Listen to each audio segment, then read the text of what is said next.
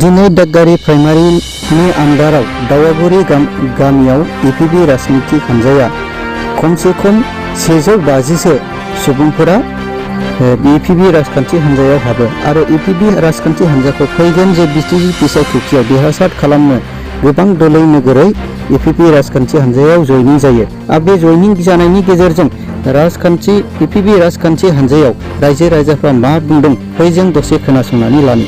दा नोंसोर जे दिनै APB हान्जायाव एफाबां मानि जयनिं जाबाय, बे जयनिं जानायनि खारनाव नोंथाङा मा बुङो?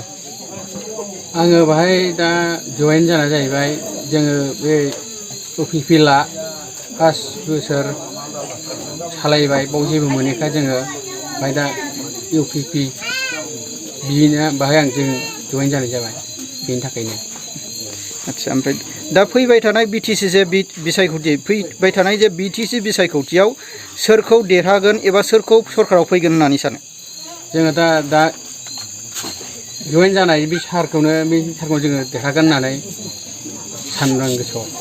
नायस्रां औवारिखौ फैबाय थानाय जे BTC बिसायख'थि, बे BTC बिसायख'थियाव 14 चिरां हिसाबै APB राजखान्थियाबो गोबां खामानि मावगासिनो आरो बे खामानि मावनायनि आन्दोआव मोननै दोलो BPF आरो UPPLखौ नागारनानै रायजो राजाफ्रा गोबां दोलै नोगोरै हाबदों आरो फैबाय थानाय जे BTC बिसायख'थि, बे BTC बिसायख'थि मोनसे मोजां प्रसेस देरहानायनि आन्दोआव दिनै APB राजनितिक हान्जाया 14 चिरां हिसाबै गोख्रों खामानि मावगासिनो। बे APB राजखान्थि हान्जाया बे रन्जन दैमारिखौ जे उदां अख्राङाव लाबोनांगौनि सार्थआव दा रायजो राजाखौ गोबां जयनिं खालामगासिनो दङ आरो फैबाय थानाय जे BTC बिसायख'थियाव दा 14 चिरां हिसाबै दा रायजो राजाया नायस्रां औवारिखौ बे देरहासार खालामनो लोब लोब APB राजनितिक हान्जायाव जयनिं जागासिनो दं, हाबगासिनो दङ।